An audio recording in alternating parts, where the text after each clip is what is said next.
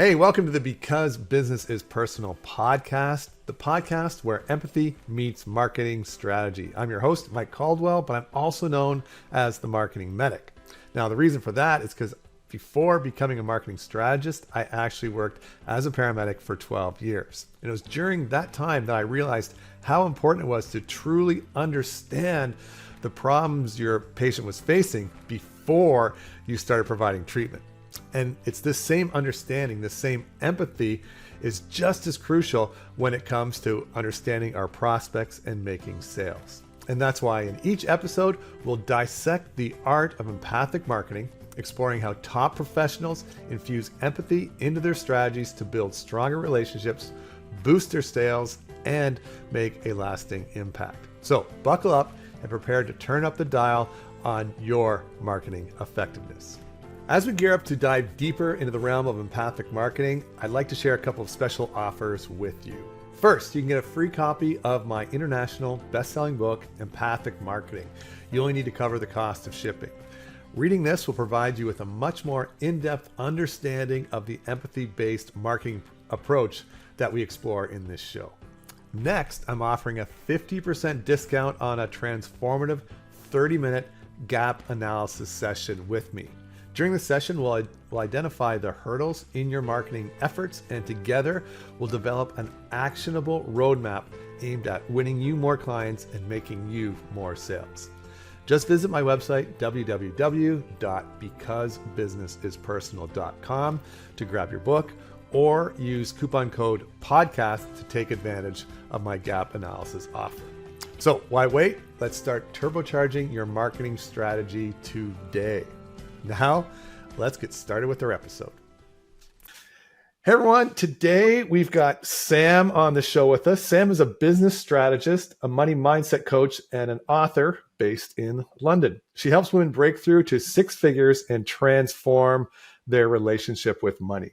Her expertise is to empower business owners to create an authentic six-figure business aligned to their values and individual money personality so they can create freedom in their lives and leave their unique mark on the world. She also has a book called Money Mastery on creating a business aligned with your money personality coming out later in the year. There's a few different ways you can connect with her on Instagram and website, but they're long URLs, so I will put those in the show notes. So without further ado, let's welcome Sam to the show. Hi, Mike. It's my pleasure to be here. I'm absolutely thrilled to be part of your fabulous podcast and in front of your amazing audience. Yeah, well, thanks again for being here. As you know, the podcast is Because Business is Personal, and my book is entitled Empathic Marketing. So I'm all about the personal side of things. So let's get started with something non-business related about you that our listeners may find like either interesting or quirky.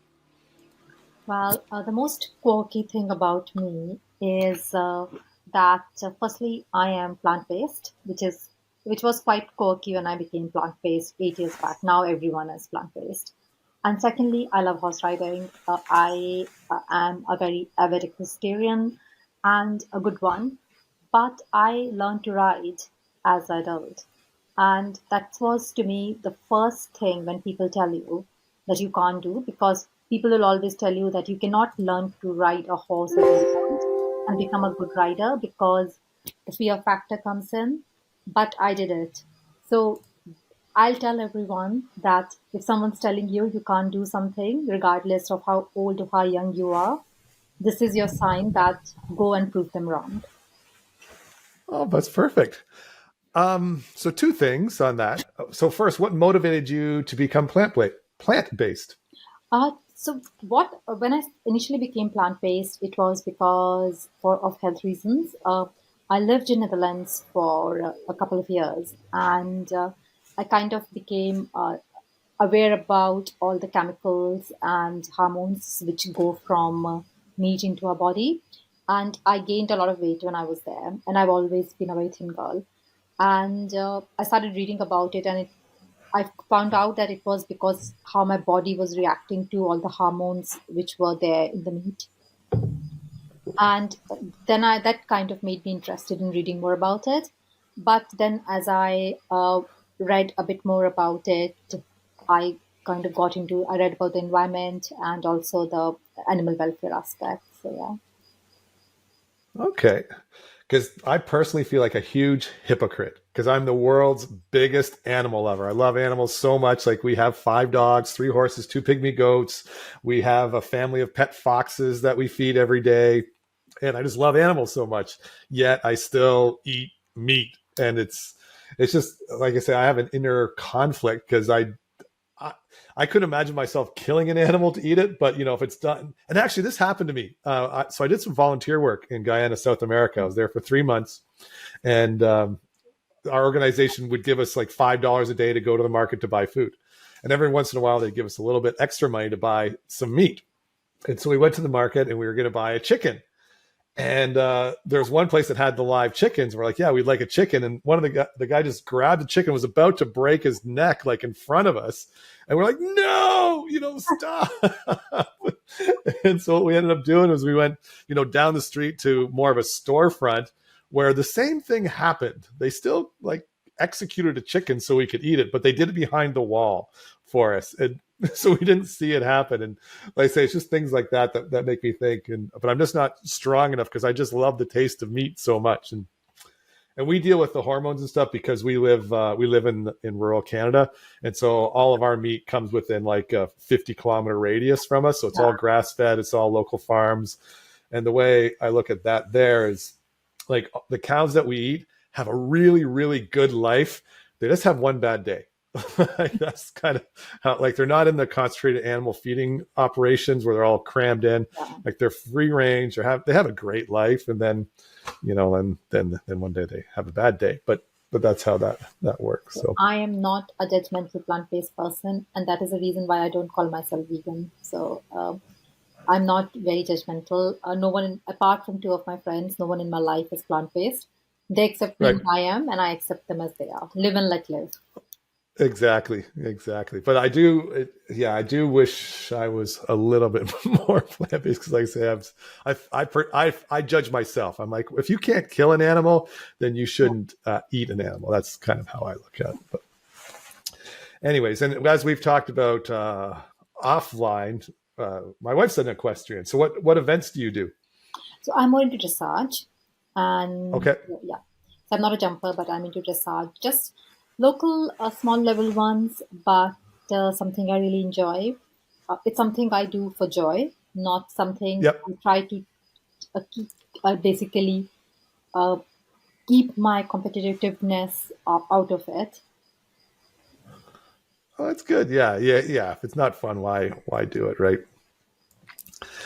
All right, so let's get on to the business side of things. So I'm a little bit curious as to what motivated you to become like an entrepreneur, business owner, and have you had any regrets since making that decision?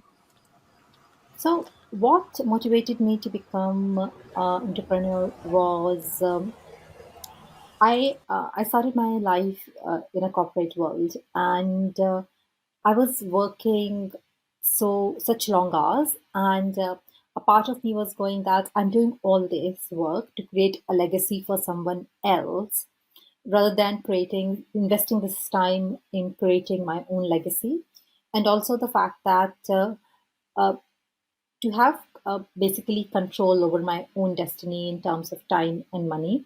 Of course, like as we all know, being a person and or having your own business, it doesn't mean that you work 2 hours on laptop, or how some influencers on Instagram would have you believe, and then sit on a beach the whole day. Basically, you never take a day off. That was my first realization because you are constantly working. It's not like, oh, I have 30 days of annual entitlement for leave and I'm going to take that and someone else will do my job. You're always working. Uh, but no regrets. I have no regrets. I think that that was the best decision of my life. It takes a lot of time. It takes a lot of effort. Sometimes it can be a lonely journey because you have to, when you're doing something and something goes wrong, you don't have a team or a boss to bounce ideas with, but it's worth it. before I became a business owner or entrepreneur and worked for myself, I had a bunch of really cool jobs. I was a firefighter, I was a paramedic, international whitewater raft guide, I was a lifeguard, really cool jobs. But one summer I worked in a corrugated box factory, and my job was to pour wax on top of cardboard so that it could be used in fruit boxes, right? And it was just a blue collar job. But here's the thing about that job: I worked my 8 hour shift, and I clocked out, and I was done. Like, not a thought about that job entered my mind the whole time I was off. The weekend, not a thought about that job entered my mind, right? And like, so many people think it's like you were saying, it's so great to be an entrepreneur, and it is, because there is a lot of freedom, but there's also a lot of constraint with it. Like I say, there's very few minutes in my day when I'm not thinking about, my business or my clients' businesses. Like, my brain is always turning. And we do vacation a lot. We're pretty fortunate. We go on like 3 or 4 at least week-long vacations away from home a year. But almost every day on vacation, I work 1 or 2 hours in the morning, and it works out well because my wife likes to sleep in. So while she's sleeping, I just get online. I do 1 or 2 hours work. But yeah, it is something that is an ongoing thing that you don't get the same breaks from a job, for sure. Yeah. So do you have any regrets from for becoming a business owner? No. All right. Not at all. I think most of us, when I'm working on vacation, I'm working, but I want to do it. It's not that I have to do it most days. It's like I want to do it. It's something I enjoy doing. So that makes a difference too. So I'm wondering if you can share an interesting story about a major challenge you faced in your business and what you did to overcome that. I think like the one of the biggest challenge which I experienced in my business was changing my relationship with money, and that's what I do. And the challenge was this, that we all have what I call like our inner money blueprints, which are basically our thoughts and our beliefs and our subconscious feelings and beliefs we have about money, which we have accumulated. Some of them we are aware of, some of them we are not. And it's almost like a thermostat. So your thermostat can be set at, let's say, $5,000 a month. You can easily make up to $5,000 a month doing whatever you are doing. But to reach that next level, you struggle because your thermostat is not set to that level. It's almost like having a software program, and when you print, a certain output comes out. And it was the biggest challenge I faced was basically changing my inner thermostat to to a high level of income, so I can basically start reaching that higher level of income. And I had to do a lot of inner work on it. Do a lot of inner work to change inner, my beliefs, my inner money blocks, how I was sabotaging myself from reaching that figure, and being really honest with myself. And often you have to pull up sometimes beliefs and memories which are not very easy to deal with, but uh, I did that, and it worked. And it also gave me a lot of confidence that if I can do this transformation for my own self, I can do it for my clients. Okay, awesome. So as we talked about, I think maybe on your podcast or at another time, I definitely have those same limiting money beliefs. So how can you help me and the people listening right now with what's one thing I can start doing every day? And I'm going to ask a similar question at the end of the podcast, but now we're here. Like, what's one thing I can start doing every day to start changing my money belief? Okay, this is one exercise which is so powerful. And listen to me, don't judge me. I want you to sit down and start going since you were a child about all your memories about money and memories which bring a negative emotion. It can be smallest of things like how you were denied a toy when you were a child, or how you were denied pocket money, or sometime when you didn't get a raise. Go through everything. Like make as comprehensive list as you can. And once you have made the list, start going through each of them one by one and go through each memory, remember it, read it out, remember what happened, and then tell that memory, tell that person, and often it's telling yourself that I forgive you, thank you, I'm sorry, I love you. Basically, you are releasing all the negative attachment you have to that memory. And often you will find out the person you are forgiving the most is yourself. It can be the fact that I made a bad investment. I put too much money on my credit card. I spent too much money. And some memories you will be able to release immediately, and some you will have to keep coming again and again and again. And once you start doing it, I can promise you, you will feel a shift in your energy, and you will find start finding opportunities where you haven't. I'll give an example. I usually do this exercise once, at least once a month, but I didn't do it last month, and I was feeling a bit off put. And then I did it like earlier this week. I didn't spend as much as time as I should have, and since then I've had received opportunity to come as a guest speaker in an online summit. There was someone who was not replying to my emails who has suddenly replied. There was a lead who was not replying to me, and suddenly she's like, "Oh, I'm still interested in your program." But if you've just started doing it, Mike, I'll challenge you to do it. Invest 1 hour every day for next 30 days, and then tell me how you're fine, how you get along, and what happens in your life. It is very powerful. Okay, because And I've got a. Oh, sorry. Go ahead. okay, no, go on. There's other a much easier exercise you can do, but it's not as powerful as this one. Okay, because I want to give you one of mine. Because so I'm Canadian. I grew up in Canada, and if you're a Yeah, Canadian boy, you have to play hockey. It's just our culture, right? yeah, But my father isn't a sports oriented guy. And so yeah. when all of my buddies were playing hockey and I asked if I could play hockey, my parents said, "Oh, we can't afford the equipment. We can't afford all this stuff."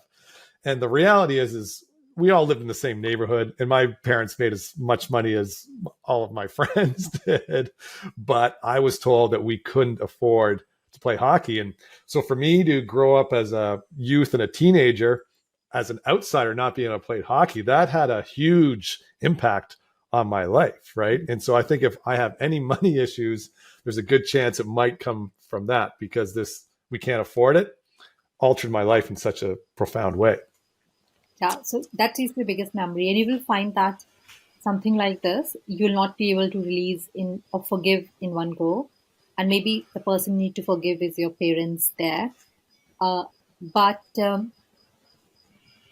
keep going at it again and again, and believe me, it will work. And it's quite funny that, and once you start making list, you will find a lot of things, and something will you will have things like, oh, like a very close friend of you or something like. And no memory is irrelevant if it Okay. still invokes a negative feeling or any strong feeling. That means that it is still impacting you somewhere. So it can be like last when I was doing it this week, I came out with this thing that this is a lovely, lovely, lovely friend of mine, and I like I lent her some money. It was not even a big amount, and I'm like, she hasn't repaid it back yet. I was, and it was, of course, I was not thinking about it, but it was there because it came out, and I was so annoyed. I'm like, why hasn't she paid me back yet? Like yet. So it's no. You will find when you start doing it, things come out, or when you did not get a raise, or when you were like, I was in the restaurant and they charged me too much.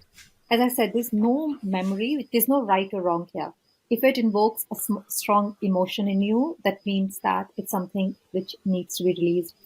Um, One of my when the Barbie, the movie. when it came Yep. out. And when I saw the promo, one of my first memories, strangely it's like yours, was that like when I was a little girl, asking my parents that I wanted, that her whole house Yeah. with her garden and everything. I'm like, I wanted it, and my mom was like, "No, it's too expensive. Like, we can't have it." Right. And that was the first as soon as I saw the Barbie's promo, that was the first memory came up that, oh, I was not Wow. allowed to have a house as a child. Huh? Wow. That's pretty profound as well. Yeah. So, yeah, but Um, try doing it. Try doing it. You will find out it will, it will definitely impact you. okay, so I'm going to include this exercise in the show notes. So what do I do? So we think about the memory, money related memory. Then what do we do? There's like those four things. Yeah. So first, write down all money related memories since you were a child to whatever, to now Okay. present. There's no right or wrong. Okay. If it invokes an emotion, that means it is something still impacting you. Okay. It doesn't have to be a essay. You can just say, when my mom did not let me buy Barbie's house, Okay. or when I was not allowed to join the hockey team. Okay. Then, once you've made the list, start going from the top of the list to the end of the list. Each memory, go through it, remember what happened, and then forgive the memory, forgive the person, forgive yourself. You do this by saying, "I forgive you, thank you, I'm sorry, I love you." Uh, Okay. it's called Those are the four Ho'oponopono. things It's I a was very thinking of. famous Hawaiian technique. That's Oh, step two. Step the Hopopono? No. Yeah, Ho'oponopono, yeah. Hopopono. And Yeah. then the third step is you strike it out, and you repeat it. Some memories you would be able to release them immediately. Some you'll have to, do this quite a few, like come back to it again and again, maybe for Okay. a month. But keep doing this, and try going through the list every day for next 30 days and see if there's anything else you want to add because something new may come up. Like go through the list and items that you have and see how you get along. Okay. Yeah. I will do those things. That's awesome. Thank you so much for sharing. Yes. Okay. So I was wondering, you've already shared some good stories, but can you share like one interesting story about a major challenge either you faced or one of your clients faced in your business, and what did you do to overcome that?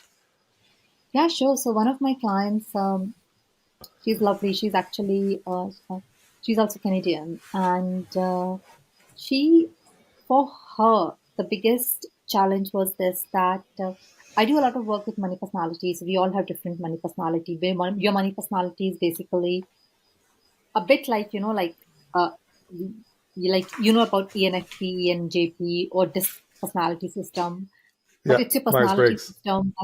Yeah, your Myers-Briggs. Yeah, so like I'm a ENFP. Your Myers-Briggs system, but it's like it's a system of personalities which is just your money personality, how you relate to money. So like Myers-Briggs is how you communicate, and DISC is how you do work. But Okay. money personality is like how you relate to money. And there are 8 money personalities, and we all fall under one of them. Okay. She is what I call a carer, where people are they just they are the people who use money as a tool to care for others, and they're only comfortable if they're using money to take care of others and not to spend on them. And she's a carer, and she was basically she wanted to start her own business, but all the money she had given it as loan or loaned it out to her different friends who were not paying it back. Right. And so she was like that, I had this money, and she got it because she was made redundant as a part of redundancy settlement. But it's all, I've given it all out. And I was like, why don't you go and ask for it back? But she's like, I can't. They're my friends. And it was really challenging because I had to make her do something which went totally against her personality for her own good. and really coach her on how she can go and ask for money back without it impacting her self esteem. Because as a carer, her self esteem is based on caring about people. Okay. And how I had to go about her was telling that, like, imagine once you have that money and you invest that money. And she wanted to open, because she's a carer, of course, her business was about well being and taking care of people. She wanted to open like a yoga center where people can meditate, get some, uh, do yoga, get some help if they are depressed. So I had to basically really show her the wider picture and tell her that yes, you are taking money back from those people, but think about how many more people you'll be able to help, I care about, and take care of if you basically open this center. How many more people you'll be able to look after. And that analogy kind of got her through.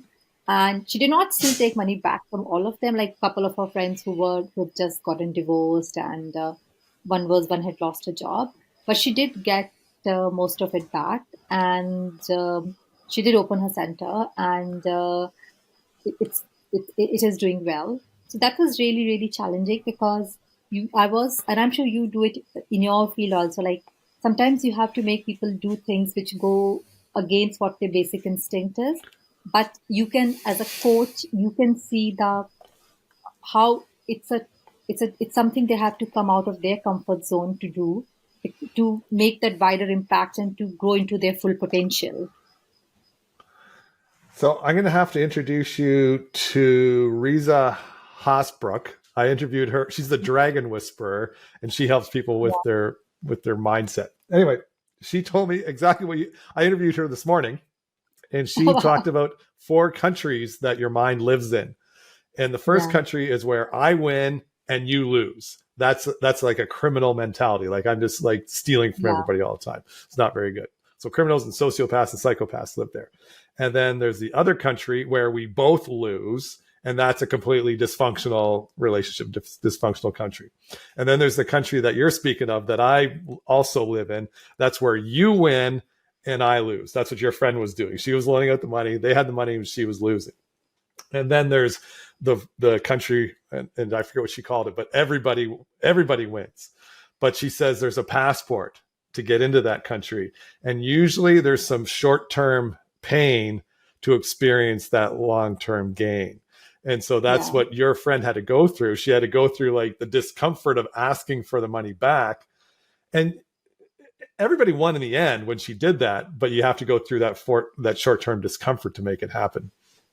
Yeah, and it's quite funny. I read this research a few years back actually about how they did this research. They put some kids into they divided them into two groups, and they left a chocolate in front of them and said that if you eat it now, then you eat it. But if you don't eat it for next 3 hours, then you will get to go to, I think it was a park or a Disneyland or somewhere. Okay. And they found out that kids who kind of looked at the long term thing and did not eat the chocolate, when they, as adults, they were more successful rather than the kids who just went in for the short term gain and they were like, I'm going to eat the chocolate. Oh, interesting. Very Yeah. cool. Um, so let me see here. What can I ask you next? How does your how does your money mindset help people break through to the next level of income? Such a great question. So basically, what happens is this, that our mindset is, whether it's about money or anything else, it's a combination of thoughts, beliefs, and feelings which we have about a certain topic, and in this case, it's money. And as we all know that our thoughts impact our beliefs impact our feelings, and our beliefs also impact what action we take in the world. And that Okay. basically then ends up impacting our reality. And your money mindset is basically these thoughts, beliefs, and feelings, some of them at subconscious level, which you have about money. And often it is, you would have uh, money blocks, and which would be stopping you from reaching the next level of income. And when I say money blocks, it can be uh, things, thoughts which you have which you hold about money, things like the fact that money is hard to get by, or it can be fears. For example, like a lot of women feel that if I earn a lot, then I'll be earning more than my husband, so I actually don't want to do that. Or my friends won't like me. Or a very big fear I often come across is people think that if I become rich, then people will either not like me or they'll only want to be my friends because they want something from me. So I'm better off not becoming rich. Or some people think, like especially people who have seen their parents work very hard, that money means hard work. So like if I want to earn a lot of money, that means I have to give up on time with my family or my loved ones. Then there is fear of failure, that I actually don't want to become successful because being successful comes with its responsibilities, or people will stop liking me. And what all of this does is this first, it sabotages you, it stops you from reaching the next level of income, and you don't even realize it, but you are actually somehow stopping yourself. And secondly, I will retouch on, it sets your inner thermostat, money thermostat. So it's like you can easily reach, let's say, $7,000 a month. So whatever job you do, you'll be easily getting $7,000 a month, or it can be anything, it can be in personal level. But to reach that next level of uh, income, you struggle with that because you need to set your inner money blueprint or your inner thermostat to that next level of income. And you do this by, doing that inner work, finding where the blocks are, removing where the blocks are. And there are a lot of ways you can do that. You can do the exercise which I just told Mike, or you can do some NLP exercises. You can. I also have a very easy and fun method which I'll touch on later, which I call is writing evidence journal, and or you can do things like hypnosis if you believe in all those things. But it is changing those beliefs. And once you change that belief and you set your thermostat next level of income, then you will find that you reach that level. But to reach the level after, again, you will have to do that work. So most of the people who are reaching one level after the other, they are doing this work literally every day to reach, to break through to next level. So, for example, let's take someone like Bill Gates. His thermostat is probably set at like billion. So whatever he do, he will make that billion dollars because that's what his thermostat is set to. Like if he has 100,000 or 200,000 year, he would consider himself a failure because for his money thermostat, that's really low, but for most of us we'll be like very pleased with it. So it is doing that level of work, and you have to keep doing it every day. Like most of the people I speak to, the ones who are really doing well, they literally do this work every day. And you- we all have to keep doing this work every day. The evidence journal, this is really fun way of changing your belief Yeah, system. that's. I think that's how I want to end. So you already gave us the one exercise to do, and I always like to end with a strong action step. So let's end with the evidence journal. So what do we do for that? So for evidence journal, so there are two parts of the process. So first is first thing in the morning, don't look at your phone, don't look at anything, get a cup of coffee or tea or whatever you drink first thing in the morning, champagne, I don't know, some people. uh, you take two A4 pages, I think you call them A4, the big ones, the big notepad for pads Yeah. and also. Take two A4 pages and start writing money is. Okay. And again, no right or wrong. It's just literally like word vomit on the page. Whatever the Okay. first thing which comes to your head. Money is bad, money is good, money is the source of all evil, money is source of all good. Write at least three. one, two, three sides of the A4 page. Again, don't judge yourself. Don't tell yourself this is the right thing, wrong thing. Just write the first thing which comes in your head. And then when you go through it, you will find there would be one or two very striking patterns on your thoughts about money. So it can be something like money is bad, or it can be something like money is hard to get. Or find out what are the two of your most biggest beliefs about money. So once you have found them, turn them into a more empowering belief. So, for example, if your biggest belief which comes in, it is that money is very hard to get. You can convert it into money comes easily to me, or money is very easy to get. Whatever works for you. Okay.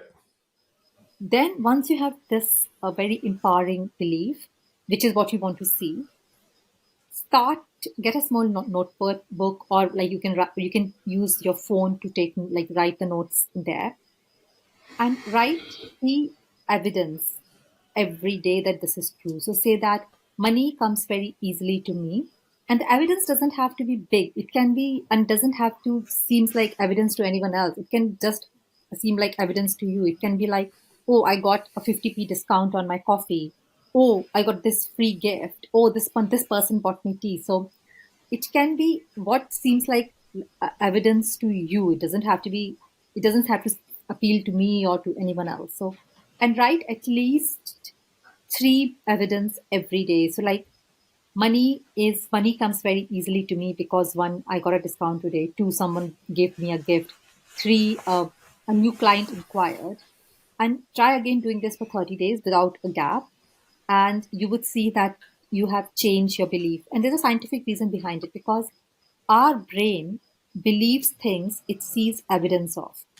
And usually, when something Okay. is not working out, we are seeing evidence of it not working out. So, if I don't have clients, I'm seeing the evidence of the fact I'm not getting calls, I'm not getting queries, I don't have clients, and my brain is believing this. So what we are doing is this, that to trick a brain into believing what we want it to believe, we are making it see different evidence. So there is actually like there is psychology behind it. And if you see something like evidence which doesn't support what you want to believe, either ignore it or explain it away, that, oh, this is actually, just explain it in a way to your brain that it, in light of your new story which you want your brain to believe. And it usually takes 30 days to reprogram like a normal standing belief. If it's a very deep standing belief, it will take you longer. But see what happens after 30 days. And as I said, there's a scientific logic behind how your brain would believe this. So step one, find out what you think about money by writing money is in a paper. Step two, find which is the most common pattern. Step three, turn your limiting belief into empowering belief. And step four, start seeing evidence of it everywhere, and write at least three evidence in a notebook or on your phone. And step five, do it for 30 days. Cool. I will get to work on those homework assignments. Thanks, Sam. That's I'll terrific. check on you, Mike. We are friends now, so I'll bug you every Sunday. Mike, That would how's be your exercise? terrific. I need that Yes, accountability. I'll put a reminder on your phone now. Sweet. So, if people wanted to learn more about what you do or get some help from you, how would they best reach out to you or contact you or follow you or whatever? So the best way to reach out to me would be either to email me at sameera@sameerasinghcoach.com. I live in London. I'm a Brit. I work in the UK timing, but I will reply to you as as soon as I can. You can also follow me on Instagram at in.her.successful.shoes, which is the name of my company and my business. And I'll love to hear from you. My Instagram page actually has a free quiz, which where you can find your money personality. By taking that, and I'm sure Mike will share the link to it, you Yep. can also do that if you want to know a bit more about your money personality. Awesome. Yeah. Yeah. Those, I'll definitely put all your contacts in the podcast notes and also on the YouTube site. So perfect. I'm so glad I was able to speak to you today, Sam. This is helpful. Thank you so much, Mike. And again, I'm honored to be part of your amazing podcast. And Mike is so unique. He has so much integrity, and he's such a value-driven person. So I'm truly honored to be a part of his amazing community. Oh, thanks for the kind words. All right, Sam. So we'll wrap up for today, but you and I will stay in contact and stay friends for a long time to come. Yes. And that is a wrap for this episode of Because Business is Personal. Thanks for joining us. And don't forget to take advantage of my two special offers. First, you can get a free copy of my best-selling book, Empathic Marketing. You just pay for the shipping. Or you can get a 50% discount on my gap analysis session with the coupon code podcast. Just head over to www.becausebusinessispersonal.com or check the show notes for details. If you've enjoyed today's episode, please don't forget to follow, subscribe, leave a review, and share the podcast with others who might benefit. Your support means the world to us, so stay tuned for our next episode where we'll continue to delve into the intersection of empathy and marketing strategy. Remember, because business is indeed personal, every connection counts. Until next time, see you then.